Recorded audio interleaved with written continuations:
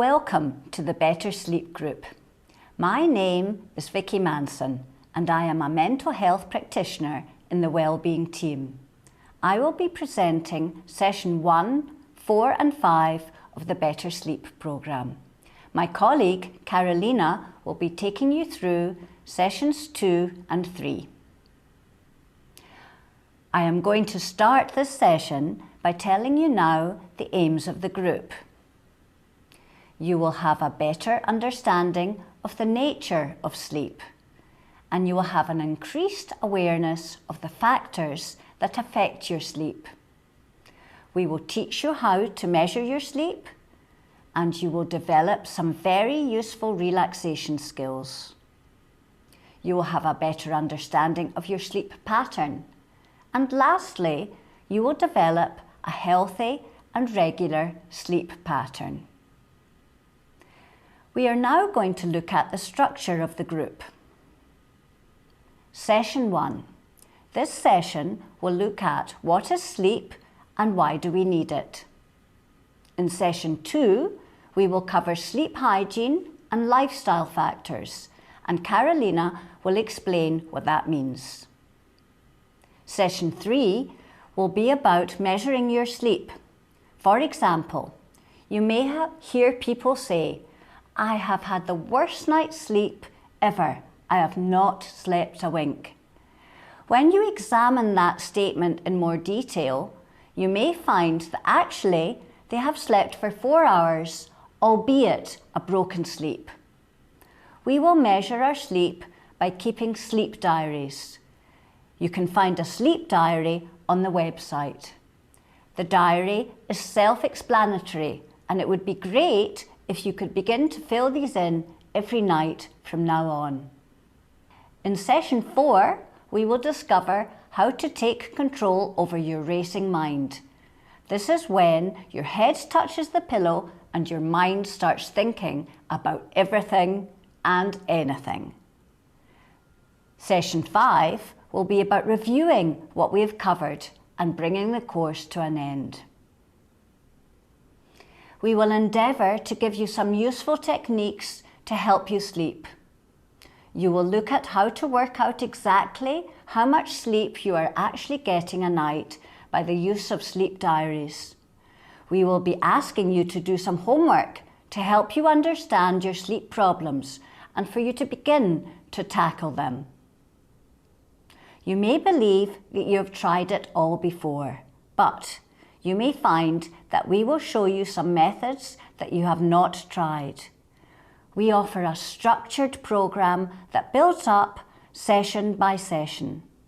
Finally, we will assess the changes in your sleep pattern.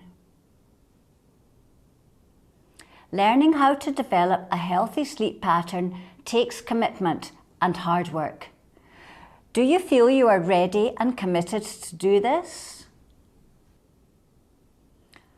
Our sleep is controlled by 2 processes. Firstly, the drive for sleep.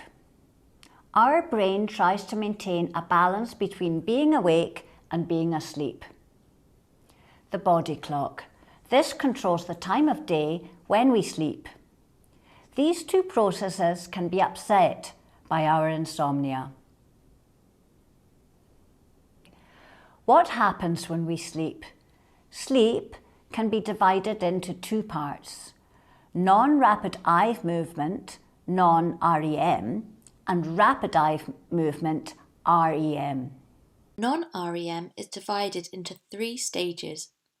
Stage 1, the falling off to sleep stage, moving from wakefulness to a light sleep. This stage lasts for 5 to 10 minutes. Stage 2, this stage lasts about 10 to 25 minutes and is when we begin to fall further asleep. Our muscles relax and our temperature drops. Stage 3 is the deepest stage of our sleep. Our bodies recover from our daily lives and our immune system builds itself. This stage lasts about 20 to 40 minutes. The REM stage is associated with dreaming. This stage helps us to remember the things that are important and filter out the stuff which is not significant to us. Looking at sleep architecture helps us understand why we need to sleep. Physical rest. This is the time when our muscles need to rest. Sleep helps our bodies to grow and rebuild itself for the next day. The harder our bodies work, the more rest they will need. Mental rest. This is the time when we sort things out that have happened to us that day and store them in our memory. Sleep is a natural need. How much sleep do we need? Well, the amount of sleep we need varies across our lifetime. Babies may sleep an average of 18 hours a day. We tend to have a lot of deep sleep and dreaming in childhood.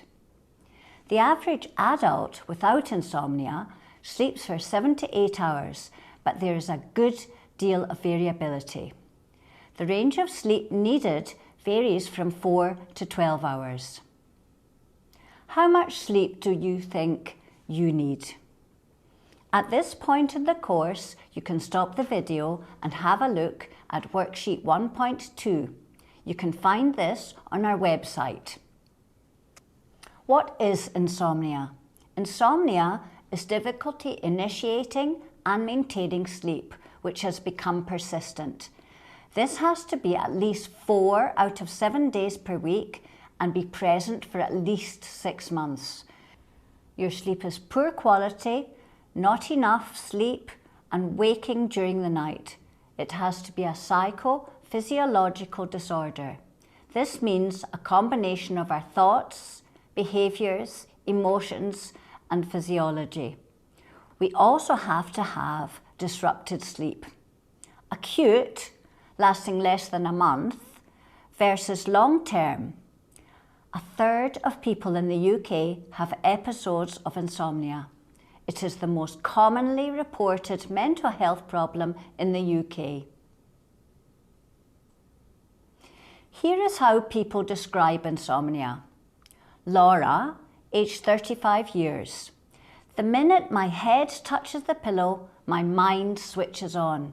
I start worrying about things that are going on and they become huge. I cannot seem to switch off. This can go on for hours at a time. I get really upset and the problem grows arms and legs. Mark, aged 56 years. I can't remember the last time I had a proper night's sleep. I wake up at least 4 to 5 times a night and I feel so tired that I need to nap during the following day. There are other sleep problems. Narcolepsy, extreme sleepiness, falling asleep at inappropriate times in the form of a sudden sleep attack. Snoring, a respiratory problem, not a sleep problem in itself. Sleep apnea, pauses in breathing or shallow breath whilst asleep. Sleep paralysis, your muscles remain paralysed for a short period of waking. Restless leg syndrome, uncomfortable sensations in the legs or arms at night, which can be relieved by moving about. What can contribute to our insomnia? Stress and tension, low mood, life changes, shift work, lack of routine, lifestyle factors, alcohol or caffeine, poor diet, bedroom environment, pain, discomfort, illness, diabetes, osteoporosis or schizophrenia, sleeping pills, medication. What do you think may have caused your insomnia? Please take the time to look at our website and answer worksheet 1.3. Can insomnia cause you any harm?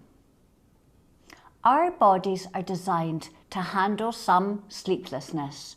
However, long-term sleep deprivation may eventually damage your health. Insomnia can also lead to daytime problems such as poor concentration, lethargy, low mood and stress, frustration, it can have an effect on our relationships within our household. Here are some common worries we may have about insomnia. I'm never going to be able to sleep tonight. I'll be useless tomorrow. My work will suffer. I'll be grumpy and irritable. My partner will leave me.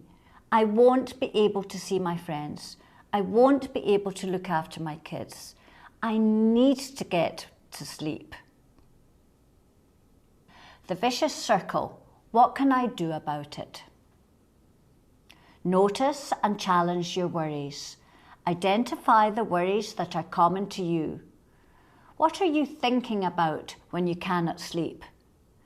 Think about the evidence for and against your worries, and try to come to a more balanced and accurate thought. I won't be able to work could become, I may be a bit sluggish at work tomorrow, but I will get through it. Ask yourself, what is the worst that can happen? What is more likely to happen? Challenge your worries. For example, tomorrow will be horrible. I won't be able to cope.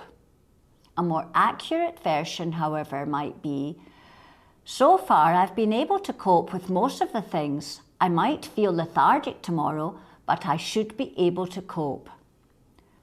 For example, I will never be able to fix this. A more accurate version, I cannot predict what will happen in the future. At the moment, it would be more helpful if I focused on what I could introduce to my life to improve my sleep today. I could start by cutting down on my alcohol and putting in some exercise to my day. I could try some of the relaxation techniques I have learned.